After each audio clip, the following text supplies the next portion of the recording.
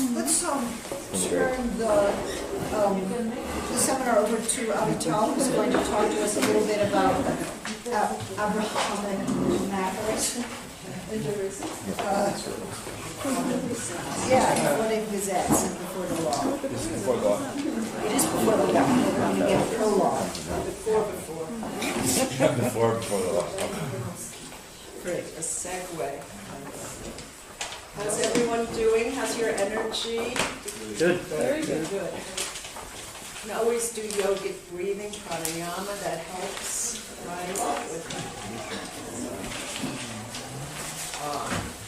breath of fire or other things that we can do. Let us remember that we are here, that we are working together. What a great, great pleasure and privilege.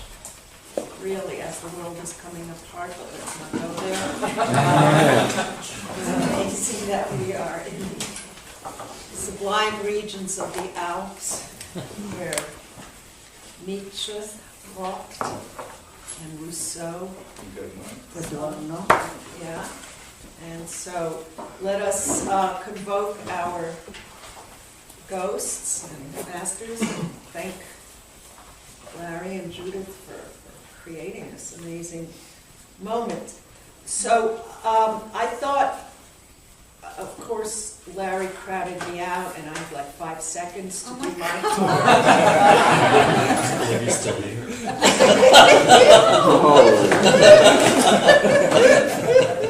So I'm on fast forward. Did you notice how he slowed it down intentionally? And I'm like, you know, this was done with vicious intention. Okay. So, no, we're doing the Kafka I know, thing. I forgot. Hello. And so I would suggest that for those of you who are pursuing this further, to consider the work of Jakob Taubes and the dreadful Carl Schmitt, as well on political theology, and perhaps try to create a structure whereby you have these people at the same table, and you'll see why. So we were talking about letter writing and verkehr, and this often and always in my precincts directs my call to Derrida and his work on called the carte postale, the postcard, postkarte, in all the other languages, which is a way of thinking Heideggerian Geschick and Schicksal, so destiny and destination, and you're laughing. Of course, I'm not going to go there. I'm just saying, Derrida, Heidegger, destiny, destination, what it means to send a letter, what it means to have the letter intercepted, as we just discussed, by some pornological necessity. Right. And what it means for a letter to arrive at a destination purportedly or not to. And this is also part of the aggravation between Lacan and Derrida around Poe's purloined letter, where the letter was always between the legs of the chimney, but no one could find it. So this would be perhaps the way also to consider the friend and the letter, and also Derrida's politics of friendship. What does it mean to have a friend? Is the friend, no matter how close, or whether you spoon them, or you hug them, or you see them every day, is the friend not always in Russia? Very far away. Do you ever get close enough? Do you ever get enough of the friend? Is intimacy always alienating and sending you very far away to places that you haven't really explored? Is the friend there to help with bereavement or to cut it off? I mean, all of these questions also of proximity and distance are Heideggerian, Derridian markers. Heidegger had us think about nearness and distance. This has everything to do with the law. In Before the Law, the man from the country wants to see the law. This hick shows up. He's heard about the law. The law must be in the city.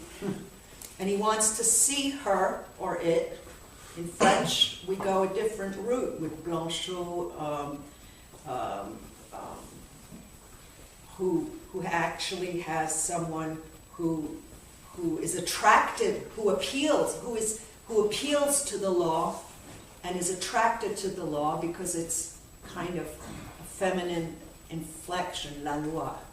So there's different relation, according to Blanchot, to the law when it's the great feminine.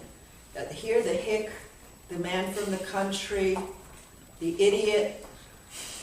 I mean, anyone who's, a country person in some of these lexica, and I know I'm provoking and bugging you, and I'm always attacking also Heidegger, who preferred to stay in the country. Why we remain in the provinces? Yeah, tell me, Martin. Is a real question also in Kafka. Is Russia the provinces, or is it something else? Is it supra, beyond, right?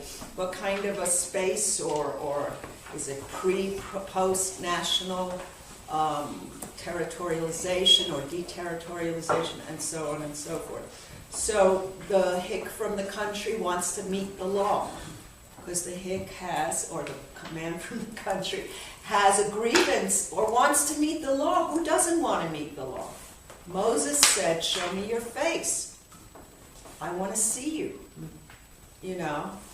I want to see you. If you are what governs me and prohibits desire and intervenes, but Derrida says that what this parable Before the Law will teach us is that the law doesn't go after you like a SWAT team, or watch your every move, or repeat the lyrics of the Police, I'll be watching you, every step you take, every move you make, and so on and so forth.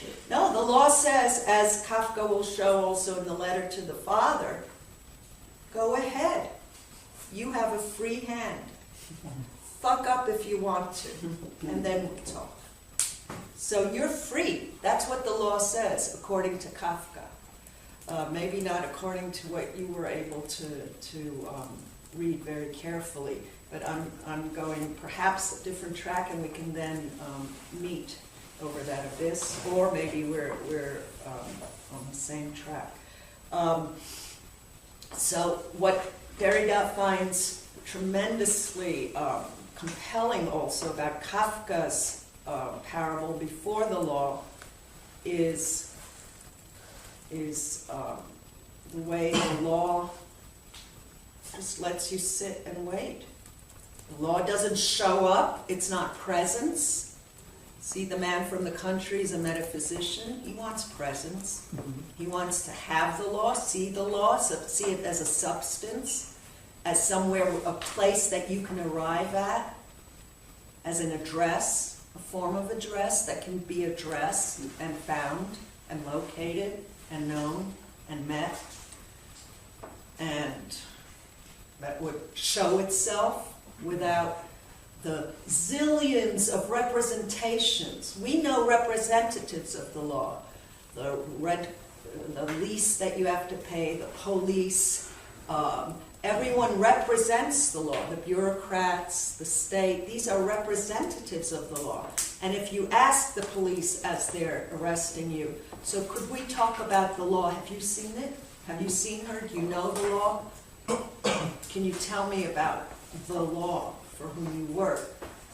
Okay, then you might get a few extra days slapped onto your penalty. So this is a metaphysician who wants to have the law before him. I was just thinking about the relationship. I was just thinking of this as almost like an insidious version of panopticism. Would you say that that's which part? In terms of this Kafka on the law, would you suggest that is there any relationship there? Or? Well, that's a very good wrench in the machine that you just threw, because that would be the question. Because the man from the country, and we'll take a closer look in a moment, doesn't see the law, and the law doesn't see him, possibly. So it might be an inversion, or a denial, or a repression of the Foucauldian surveillance system, or we may be able to work it into some sort of penal colonization of this parallel. You're right to put that on the table, because that's very urgent these days, certainly. So I'm going to program that in. So the question of the letter, to get back to Russia and friend in Russia and correspondence and what it means to send off a letter. Structurally, Derrida says that the letter already inscribes the sender as dead. In other words, you can send off a letter and you don't have to still be alive or present to the moment of its purported and possible arrival. So a letter gets dispatched without the character. And maybe that happens at the end of Das Urteil as well, that there's that structure of dispatching that continues the Schicken and the Geschick, the destiny and the destining, the destinaring of the Heideggerian displacement. In other words, Heidegger will put the emphasis, I'm doing it a little quickly, and I want it to make sense, though that's against my nature, but I'll concede. I'll capitulate to sense-making. Okay, although that's a problem, because things don't make sense. Why do they have to make sense all the time? What kind of a demand is it? Why do you demand sense from me? Why are you making me do this? Corrupting me. I've been here 10 minutes. I'm totally... Am I responding to the law, to a demand, an injunction that I have to make sense here? Okay. So Heidegger displaces everything, let's say, from the subject to the structures of sending off, destination, a destination, as Derrida will modulate it to. We have this already in songs and all that, like "You Send Me." That's the declaration of love. Who's doing the sending? What I'm sent. I've been sent, and so on and so forth. So the emphasis is henceforth on sending, which means that sending can take off and dispense with the subject or the character or all sorts of humanistically laden or metaphysically laden and invested figures or characters. The sending itself sends it off. And you have that in science fiction, of course, and all sorts of films where there's a certain automaticity even to the technology of the postcard or the send-off or the sending. So something gets launched, like a letter, and sent off, and maybe the blast-off itself will blast the kid out of the room. It could be that technology of the sending. Now, I'm really converging a lot of stuff, but one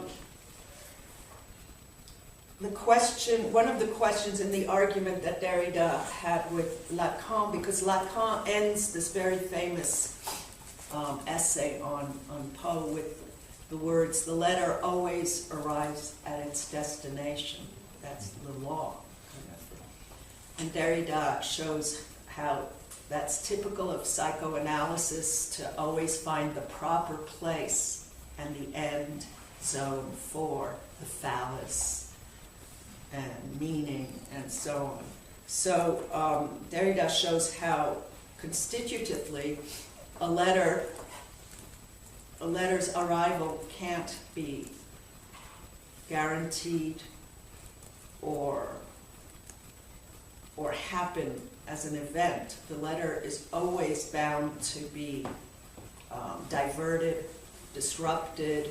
It may not be the same when it arrives. You may not be the same when you receive it. It may, all sorts of fissuring occurs to make sure that there's no smooth arrival or I know you were reading the destiny or the goal. Yeah, see it. And so I'm trying to imagine this crawling under that text. So another text that would interest me to consider with you, because I've worked a lot on the motif of the call. This has to do with you're being called, you hear the call, do you pick up the call? Is the call diverted? Is it meant for you? Because the end of the Fordham Gesetz, before the law, says this is nur für dich bestimmt. This door, this opening, this arrival place is only destined for you. It's only meant for you. This is your destiny and destination. So you are called to this place. I would like to suggest that being called is your name. You are called.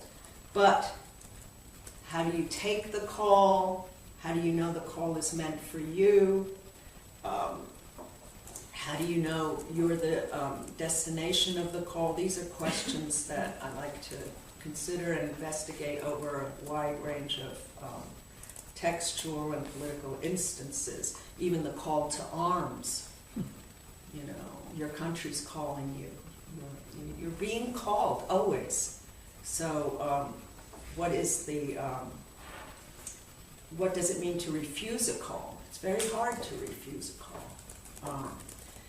So in the Abraham text, parable, Kafka imagines that there could be another Abraham, a different one, and it could even be a servant, again, on the order of a waiter who is taking orders and hears the call from Mount Moriah.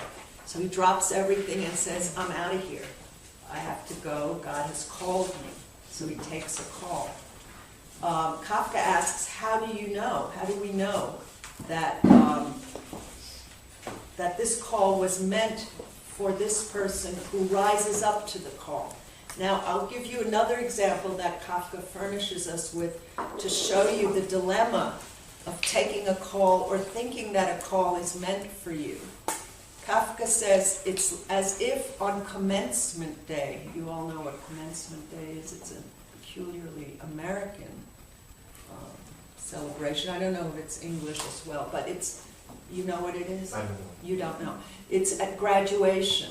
Okay. Or, I don't know why it's called commencement. It means Your entry to your career. Oh, it's the beginning of your real life or something, when you're released from the prison house of language and other institutions.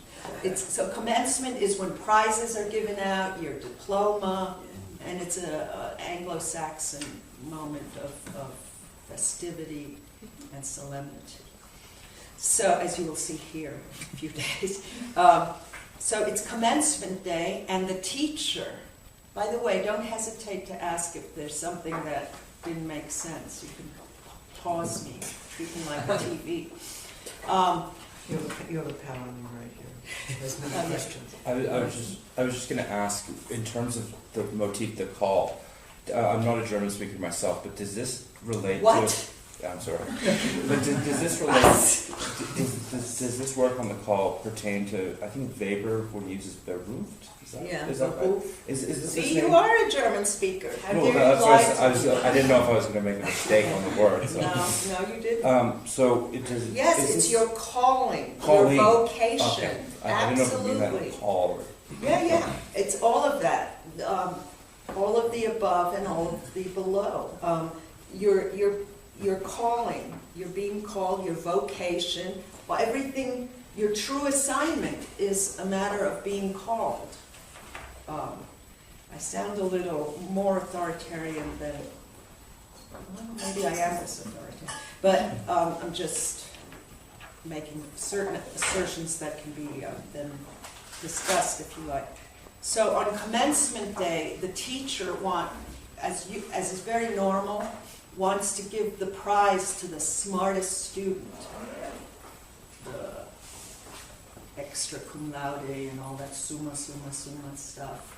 So the teacher calls out the name, and the dunce, the idiot from the last row, from academic death row, the one who always sits in the back and that doesn't pay attention. There's already a hierarchy of where someone sits. This is Kafka, don't forget the size, the place, the magnitude of the situation. The guy in the back thinks he hears his name, so he gets up when the teacher calls. And there's a unanimous peal of laughter. Everyone thinks, this guy thinks he's getting the prize for being the smartest and most accomplished.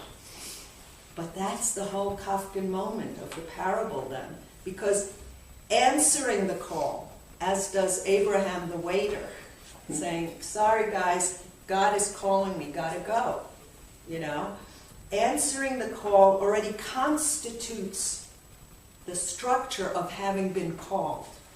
In other words, you're never sure that the call was not meant for this guy. Because he gets up, the teacher does not protest, everyone is shocked and laughing, and there's this hilarity that is out of control.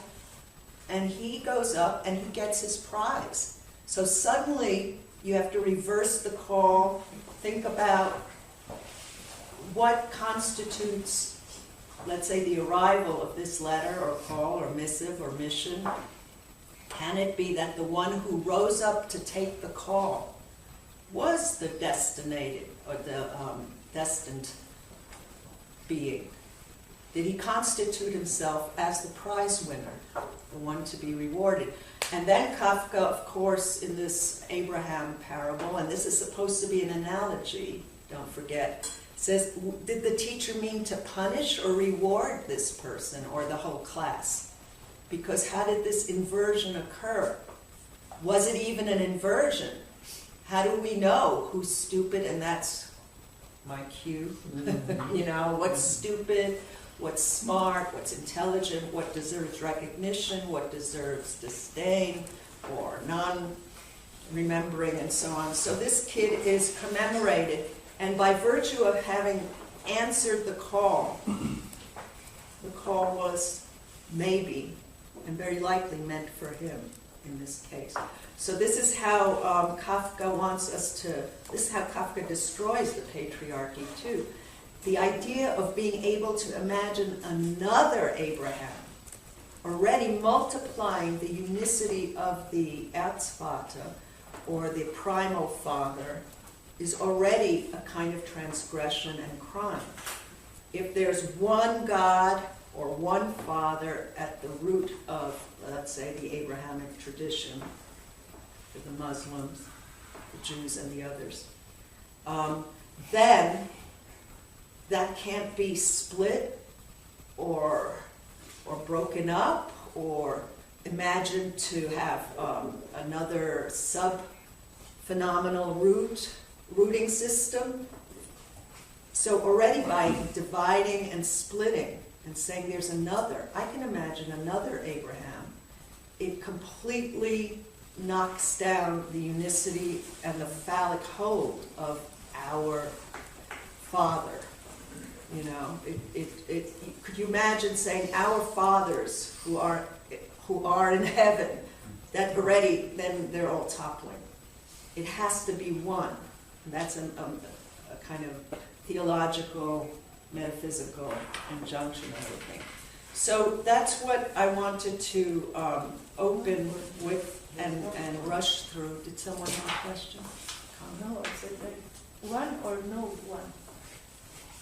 Or no one. Yes, I understand, but no one might be one still. Might be a place, leaving the place. You know, that's a good question. But no one still keeps the one intact, even if it's an empty throne. I would say, too quickly, you know.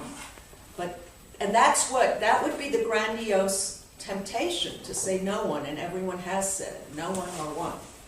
But then Kafka comes, and it's again like the logic of the spec rather than a spectacular takedown. Yes, because yesterday we were reading that part of when he arrives, there is no one. With No. the coming of the Messiah, the Messiah will come when there is no one there to suffer its destruction, or it goes on like that. So the idea is that there will be no one, and indeed that the Messiah will not take the form of the one. Will not himself be a one, will not be a he. It will be. No, but this is compatible, I think, that Kafka finds different ways to put a dent in the one, the monotheism and monogamy with relatedness to the divine or the above. That once it splits off, or doubles, or divides, all bets are off. Once there's, and it's not going back to some sort of paganism, it's really trying to puncture transcendence in a way that is very, very nano-precise and delivers a true blow. But with these micro-logical maneuvers. See, Kafka isn't one of these big ironists like Nietzsche, all buffed up. I love Nietzsche, but right now, for didactic, pedagogical reasons, he doesn't come all buffed up super heroically, you know, down the path with super manic thoughts, or the great ironists who want to redo the world.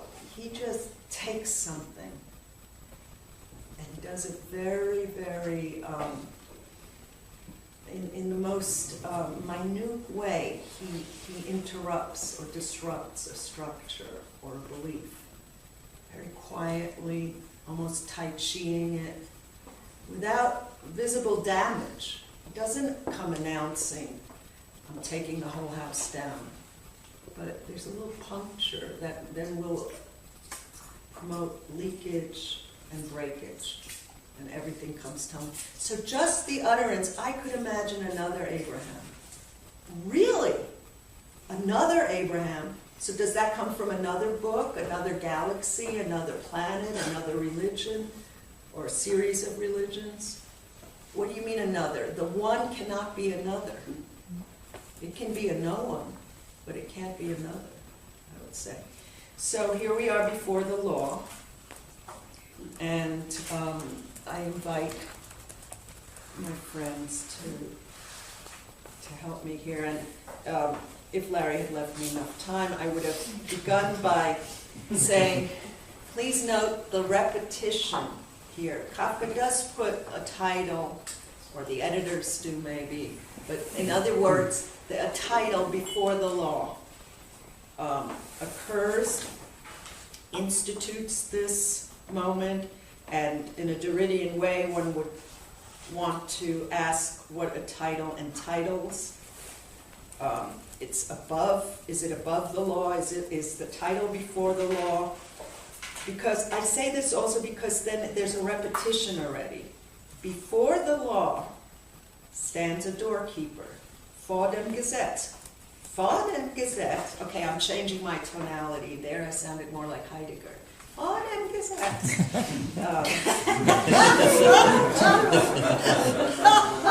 I stink. So, before the law. So there's a double, there's already a stutter maybe. There's already a tumble, a stumble. There's, but what we need to, perhaps we don't need to do anything. But what we might consider is the different valences of the identical, not identical henceforth, but similar utterances. It sounds like it's the same. So we could go even via Borges, right? That this sounds like the exact same thing before the law. before the law. I'm saying this because this text begins with before. So I want to know where it starts. I'm not taking anything for granted. What's before? What's after? Where is before? When is before? Fa is very rich because it can be before. That's a hard thing. I stumble on this in English when I write. Do I mean before the other, or ahead, not ahead of, in front? So how do you read before? Is it temporal? Is it spatial? Well, in any case, first of all, one of the before the laws as an utterance is the title that entitles. This gets repeated for some reason in quotation marks, okay, in all of the editions. So then before the law, because this is a story that's being told, it's ripped out of the trial, as was said earlier. So before the law stands a doorkeeper on guard, whatever. Well, I think it'll turn out that the priest is telling the story. In the novel. Yeah. So, so this is also a textual, let's say, architectonics, because Kafka is setting up that there's something in front of or before the law. So this isn't put in question what the law is at this point. It's posited immediately, right? It's posited. There is a before the law, but is there a law? Stands a doorkeeper, ein Türhüter. I don't know why, as your marking show, it says on guard. Is that your marking? Yeah. Yeah. I don't know. No, I don't know why the translator thought it wasn't enough to say Türhüter or a doorkeeper. So there's a guard or a doorkeeper. This is also opening a text. The question is, how do you enter a text? How do you approach? Is the text itself the law? What is your, even, we were talking, I heard you mention gestures and corporeality and so on. So someone is standing before the law. Then there comes a man from the country who begs for admittance to the law. So he wants Eintritt in das Gesetz. So this is already prepositionally preposterous almost. Someone wants entry. In French, you would be already, as usual, on a more sexual track. You want to enter the law? Okay. Someone asks for entry, and it's called admittance in English here in this translation, to the law. In German, I would say, er bittet Eintritt. Okay, it's okay. He pleads for, he begs for. So there's already a hierarchy that you might want to be alerted to. This person comes and makes himself subjected to, submissive to. He's pleading, he's begging, he's asking for something, and he's asking for entrance. He's asking to enter the law. So already we have a sense of wanting to enter the law, but not of what the law is. Is it the man from the country? And it's important. What is the man from the country? What is the friend from Russia? What is this elsewhere that gets convoked all the time in Kafka? Is asking for admittance. I welcome your interventions because I'm just going so slow-mo at this point. But notice that the doorkeeper says that he cannot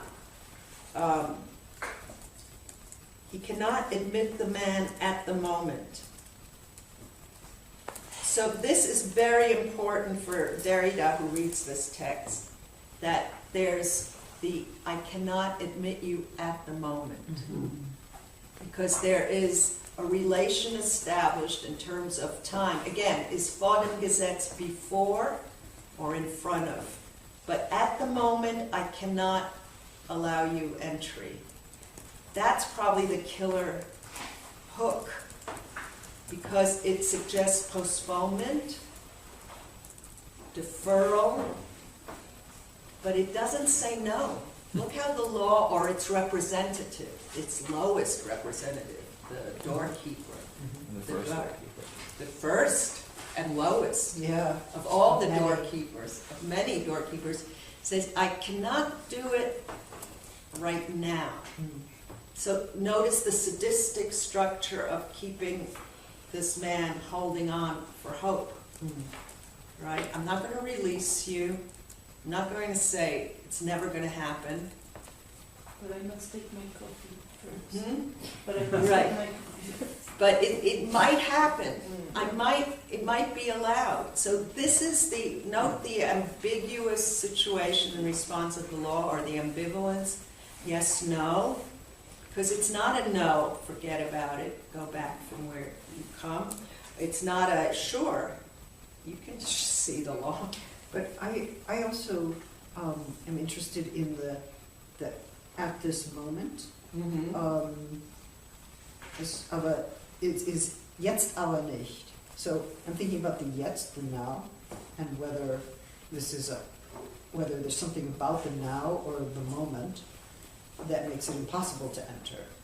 That entry, that if one were to be able to enter the law, it couldn't happen in a momentary way, or it couldn't happen at the moment. So it would have to, something about the moment precludes that entry.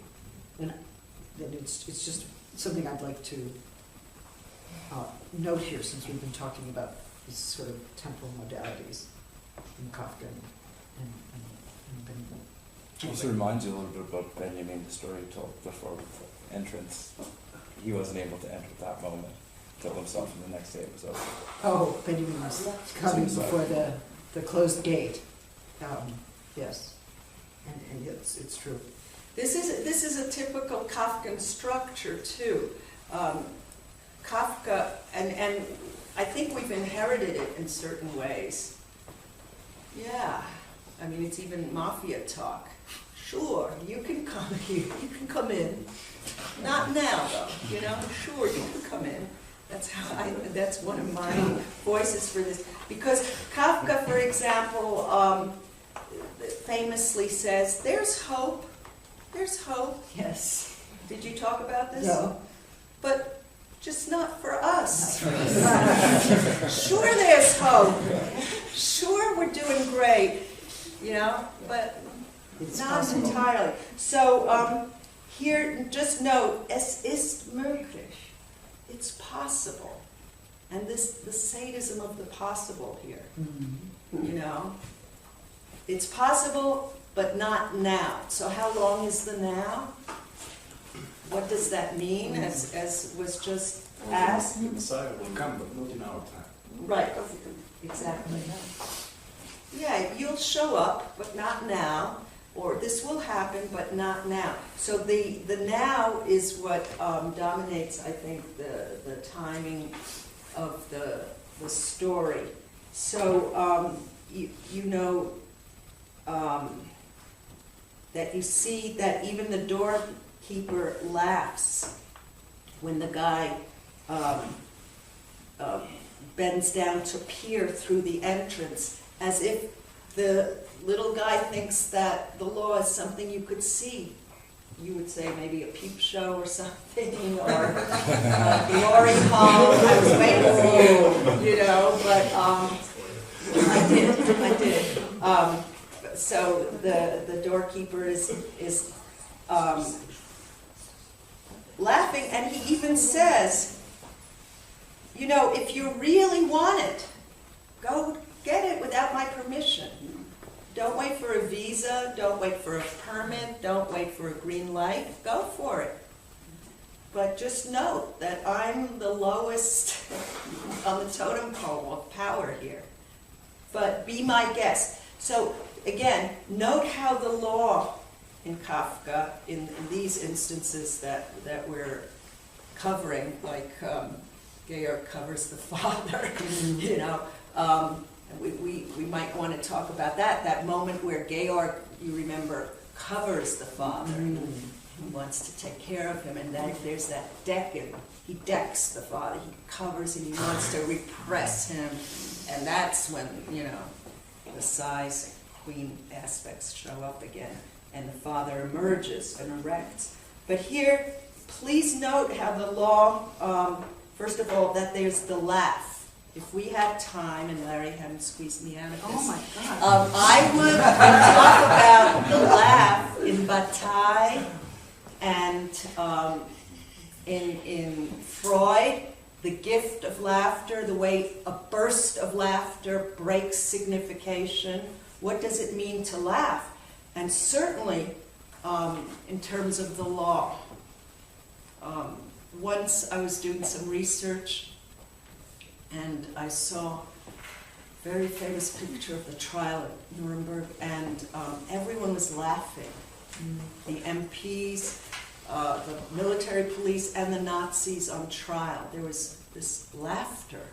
So I wanted to know why everyone, even the Americans, the English guards, the Nazis, they were all laughing. So I went around Berlin asking about, this was the first interest I had in thinking about laughter. And then someone told me that there was always laughter in Nazi meetings, and that they actually had to adjourn some meetings because the laughter was so uncontrolled and uncontrollable. So here you have the laughter. There's many laughters. There's the laugh of the Medusa. There's the snicker. There's the laugh of the police. There's the laugh of superego. Yeah? Really? You think you can do this? So here, note that the guy laughs and says, look, if this is what you want, if your temptation is so great, go ahead. Now, in saying that, if we had time, which was stolen from me, if we had time, we would ask, is that a granting of permission or not? We would ask for hours, Talmudically, or the other way. What does this mean to say, go ahead without my permission? You have to hear it too, the tonality. Sure, go ahead, try without my permission, be my guest. Is that a killer injunction, or is that an invitation? What kind of hospitality is this? You don't need my permission, but they'll shoot you down, down the line, where you'll have to renegotiate every. So maybe this is giving permission. Maybe is it a prohibition? Note that for Kafka, the law isn't saying no at any point here. It's not now. Yes, but it's possible. Sure, why not? Not now. And go ahead without my permission. But in the now, we talked about the not here and the impossibility of getting to the not here. Could we say there's perhaps an impossibility of the not now? If we're always in the now. Yeah, you could go even to the Hegelian splitting of when is not now. It never is. Is that what you're suggesting? That this the logic collapses on itself. Yeah. Right? Which is to say not now. Or what you say to children, I've noticed with my friends, they always go, the kids go, okay, I shouldn't imitate like that. When can we do this? When can we do this? And the parent says soon. That is very intelligent. That's what I'll tell my students sometimes. When are you going to read my new paper? Soon. That's like the law speaking. Soon, this deferment, right? We'll do it soon. When is that?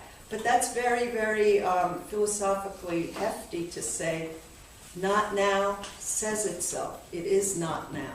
There is no not now. So it's always not now. So it is, yes, not now, which means now.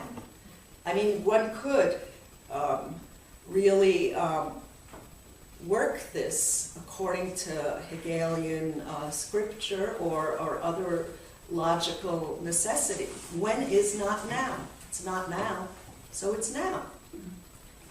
I was very taken by your sharing the anecdote about the Nuremberg photo. It seems to me there's an important relationship with power there. There's power here. The laughter. You can afford to laugh when you have the high hand, the upper hand. Stalin controlled his meetings with laughter. It's very clear in the biography. And in the film, not such a great film, but with Robert De Niro as Stalin. There's a Robert Duvall. very powerful. Is it? Robert Duvall. I thought it was whatever. Can't he's be controlling Bobby the De room Niro. with the power of his laughter. He has the power over your emotions. So I thought it was a very interesting story. No, I think really laughter and power would be something to, or laughter and the law. It seems so sidelineable and like a sidebar with power. Like, who gives a shit that laughter is inessential? But it's the power of the inessential that kind of worms itself in.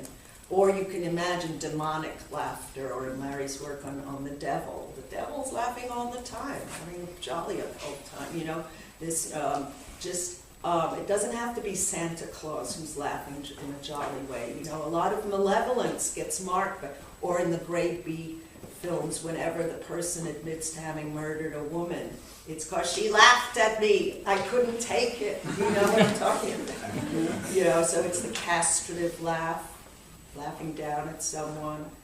You're right to ask not only what kind of an address is laughter, what kind of relation to power, but who has the right to laugh.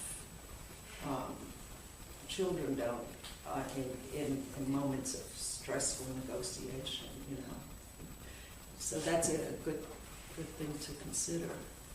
I was only going to say in relation to Magnolia's point, not only can you invoke Hegel, but it seems as though you can. It seems as though Derrida comes to mind, that access is perpetually deferred, right? Like that seems to be like the first thing that comes to mind. So that's all I have to say. Well, yes, Derrida has pointed out that first of all, the one thing is the way the law proceeds gently in its. So this is something that is interesting, maybe about authority, which is those who truly wield authority aren't bullying or ranting or, and I'm not referring to anyone we know, or anything like that. Authority has low phenomenological maintenance. It doesn't even produce itself. When someone comes in who has authority, there's a kind of quietude. There's quiet too.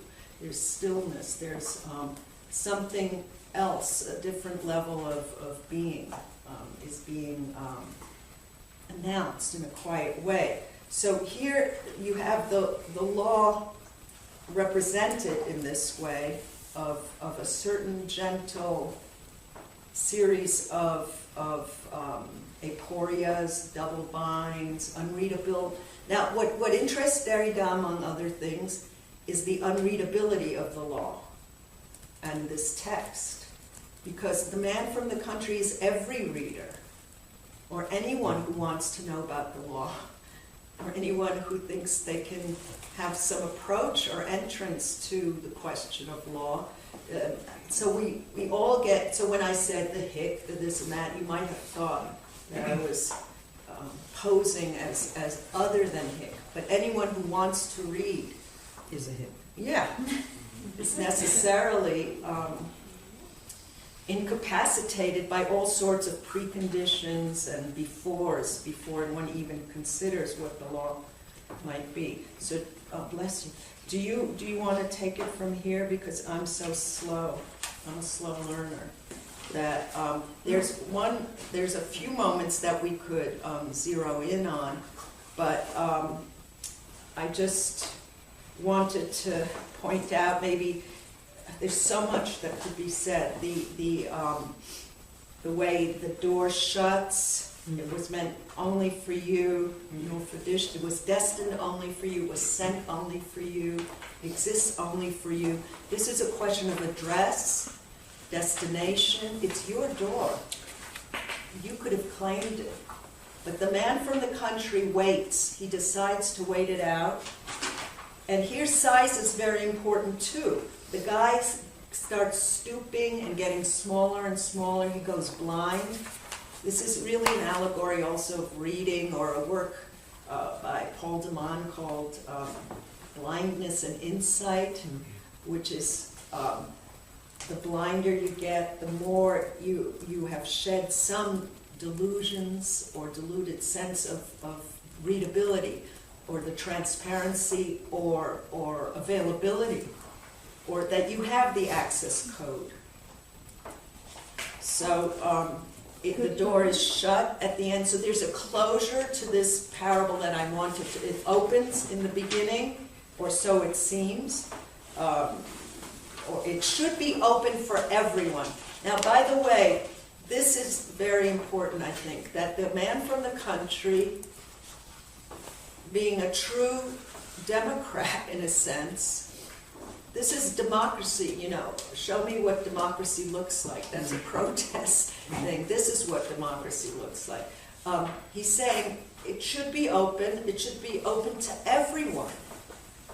So this is another issue of the singularity of the door is only open to you, for you, and closed for you now.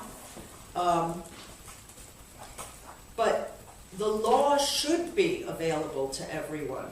And the fact that no one can get in, and what is, now this is a big thematic that we want to consider, how this text, so to speak, and I'm doing it on fast forward, deconstructs inside and outside. Is the law, Heidegger says the call comes from within me and from above me, from beyond me. Where do you locate the law? Kant wants it inside, right? The law is inside. The categorical imperative, it's the law in your heart. By the way, Luther, Kant, in his argument with Luther, removes the law from all external offices or figures. So is the law outside or inside?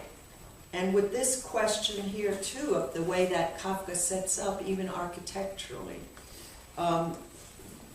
you need to try to locate where, if the where is even a question, but this is what the man from the country wants to know. Where can I find the law? There's also quite a paradox set up, right? The law should be available to everyone and anyone.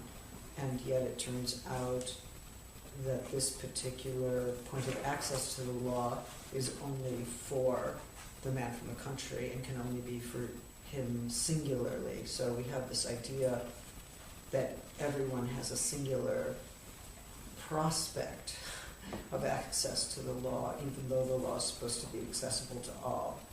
And that, and so, I mean, that's one kind of paradox that is there, right?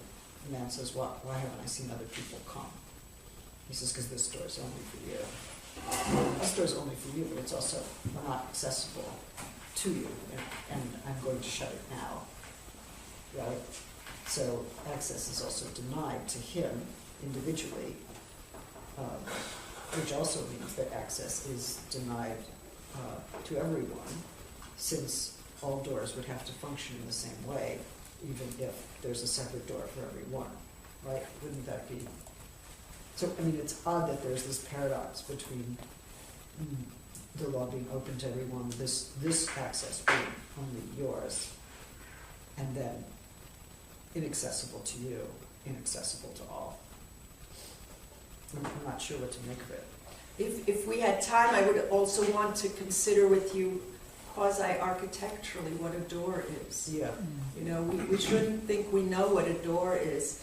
I remember having a colleague at Berkeley in architecture who wrote a whole book on the porch, and it's vanishing from certain regions in the South. But what's a door? It would be a very beautiful thesis, too, when you think also of Hélène Cixous writing on Dora, when Dora, foutre Freud à la part, she kicks him the fuck out of the door. You know, when Dora dismisses Freud, she. So Dora, door, what it means to dismiss your analyst, to throw him out, is the door. You know, there's all sorts of things to consider. Is it a vaginal opening? Is it an orifice? Is it an inside-outside? Is it a liminal space? You know, so we shouldn't think we know. Well, I certainly don't know here, for instance, in this one line you might be able to help me with. On 63, the man from the country forgets about the other doorkeepers. This one seems to be the only barrier. Grows old, mutters to himself, he grows childish. He's learned to know even the fleas in the doorkeeper's fur collar, but apparently even those fleas don't totally demystify the doorkeeper. So let's hold on to that as a peculiar kind of problem. He begs the very fleas to help him and to persuade the doorkeeper to change his mind. Right? Finally his eyes Look, grow if it were dim. mayonnaise, it would be different. Maybe it would be different. Yeah. Finally his eyes grow dim, and he does not know whether the world is really darkening around him. Schließlich wird sein Augenlicht schwach, und weiß nicht, ob es ihm wirklich dunkler wird, oder ob ihm nur seine Augen täuschen. Okay, so he doesn't know whether the world is really darkening around him or whether his eyes are only deceiving him. And there's this moment of ambiguity. Like, is the world darkening? Are his eyes deceiving him? Are his eyes failing? But in the darkness, he can now perceive a radiance that streams, in English, it's immortally from the door of the law, which makes me ask the question, what is the door? And I'm trying to think, well, how can that happen? How is a radiance streaming immortally from the door of the law? And in the German, unverlöschlich aus der Türe des Gesetzes bricht. So unverlöschlich is like inextinguishable, but aus der Türe is it's out of. It can certainly be from, but it almost seems like it's coming out of the door in some, like that the door is radiating, or I mean, my first thought was, oh, it comes from underneath. The door is closed, perhaps, but the door's not closed. Remember, it's open. That's the other odd thing. It doesn't close till the end. It doesn't close to the end. So I'm not sure what it means to say that the radiance streams immortally from the door of the law. Through the door of the law? From someplace else, or from the actual door? Is it the door that's the origin of the stream, or does it come from behind the door, through the door? Why isn't it from the door? Why isn't it through the door? Like, as if it's really coming from beyond or elsewhere. It seems like the door, understood as gate or as barrier, is itself the source of this inextinguishable radiant stream. I'm not sure. I find it hard to understand architecturally. It's a moment of architectural capacity. But it's very good because I'm sure. Do you have a response? Michael is an architect. Okay. Yes, but the problem is whether Kafka is an architect. Yeah, go ahead. Please. Well, relative to what you were asking and saying, I wanted to ask you, what do you make of the feigned indifference of the doorkeeper? And I say feigned because he gives that one crack of the laugh that shows that he's not, it's not the denial to me as much as it is a withholding, which is the same sort of, what do we say, sadistic withholding that an abusive parent might perform on a child, to me. And relative to what I just asked, I think that it's notable that the door gives and the doorkeeper only takes. So I wanted to ask about this feigned indifference relative to the promise that the door gives something, and in the end it does give something, it gives a ray. whereas the doorkeeper only takes away all of his belongings, in fact, right? It's Ausstelltür because the verb is aussprechen. Oh, it's aussprechen. It extends the question, though. In other words, the image is something that breaks out of the confines of the door. Breaks out, so it's better than streaming. It breaks out, aussprechen. Almost, could you break out of a prison? Yeah. No, I think that's very, very insightful, because very often Kafka recycles and captures certain expectations of a theological, transcendent sort. But then when you read with this exquisite attentiveness that you've just shown, you see that, in fact, the source or origin of this light that, don't forget all of the preambular disqualifications and disclaimers. He can't see, he doesn't know. And he doesn't know if it's He coming doesn't- from yeah. his eyes or if it's coming from the Right. world. Is he so just- this, whatever this unverlöschlich thing is, Then it's the door itself which is so de-transcendentalized. You see, the door itself is radiating or beaming something out, which already may point to the irony of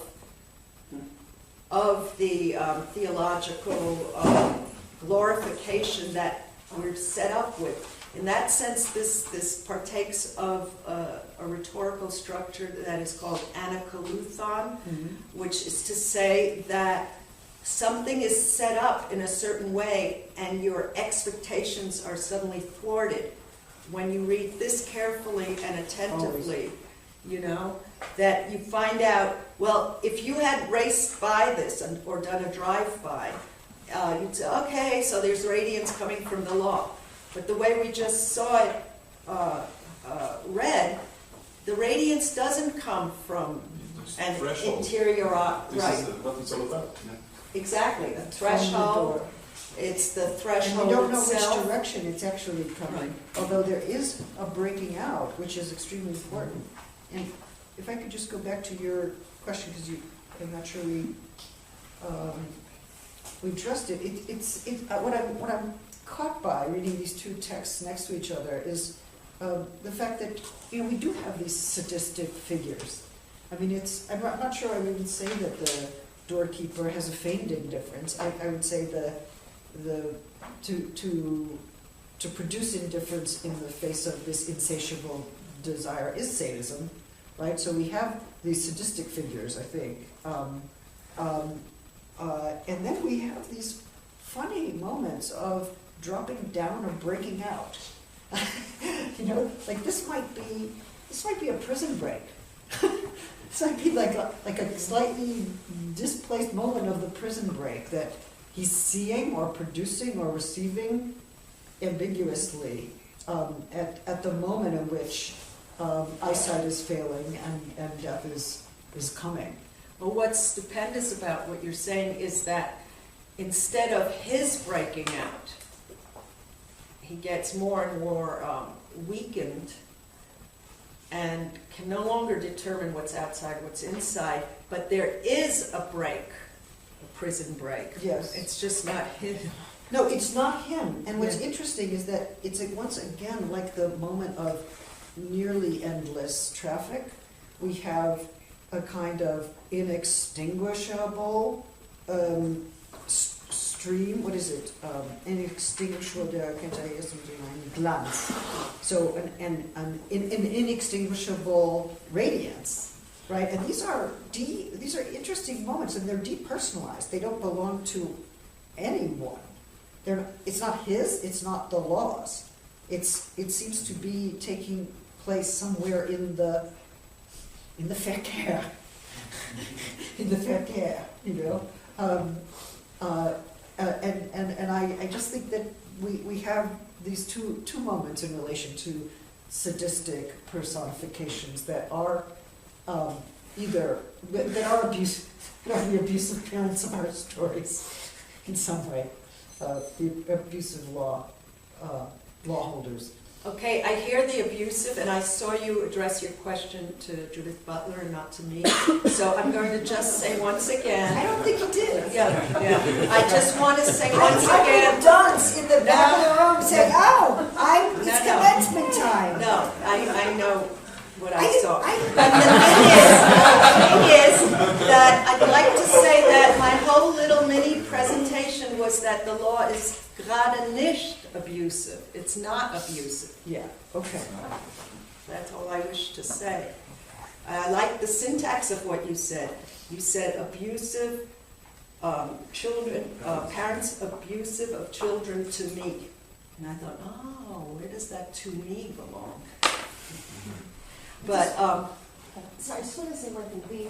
The door, speaking from the door, it reminds me, the door almost, it implies and suggests something about inaccessibility. It reminds me of the away from here, this potentially never being able to access. And it's both this very slippery thing, but it reminded me of that, just as we were speaking again about the temporal inaccessibility of the Messianic coming the day after, but these things that are potential but not possibly accessed.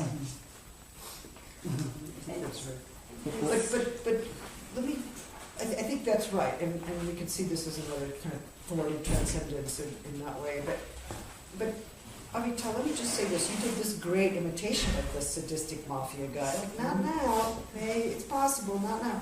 Okay, but I think what you're asking us to do, if I'm correct, is to distinguish between a certain kind of sadistic practice of the doorkeeper and the law. It's not that the law is sadistic, but it's that the keepers of the law mobilize sadism in relationship to a law, which is actually, it's not pursuing anyone, right? At least here. I would think that we are all before the law, and there's no other place. I'm not even sure there is the law. Okay. We only have to deal with the functionaries and the representatives of the law. Okay. That people give you tickets and Okay. and scan your bodies and so on. So as we would say, metaphysically evacuated, the law can't be sadistic or it can't be non-sadistic because it doesn't have an independent existence. It's not substantial, it's not, I mean, it might be a little, and this is just a provocative shortcut, like the Wizard of Oz, when you finally open the curtain, it's just this special effects little dwarf or something, because we're talking size. Also, it's small, it's big, who's small, what's the hierarchy. So Kafka's also playing with hierarchical markers the whole time. Who's big, who's the, What about the force of law in Derrida's essay? His take on the force is absolutely fascinating. I mean, we don't have time to go into it now, but this whole time I'm thinking about his take on that. The mystical foundations of law. Right. That might be, we might be able to read that by Folkley at some point. Well, I guess I would just say briefly that in his essay on Before the Law, he actually he talks about what is the kind of power that is attributed to law, and which then we read back as being the power of law, right? So there's a kind of metalepsis that is at the center of that reading. But then in The Force of Law, it seems to me he's actually talking about two different kinds of performative operations, one in which law is self-preserving, and the other one in which it's, what's the second one? The Gesetzge, the legislative self-enforcing. Yeah, this is his reading of Benjamin's critique of violence. Right, so what we're actually seeing, I think, is a revision of an account of performativity in a couple of different instances in relationship to the problem of law. But in all of those instances, law does not have a substantial independent existence.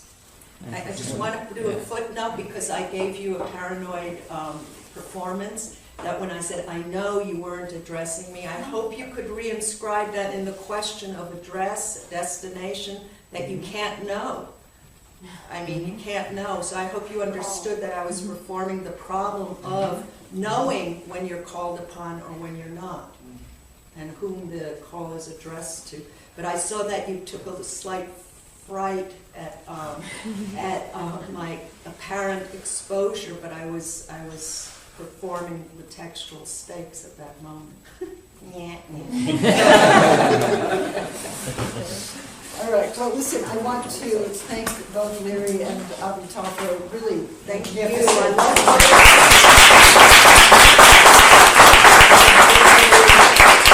This also only happens with Judith Butler, who invites. Well, it talk was just and incredibly conversation. generous of you, and really very grateful.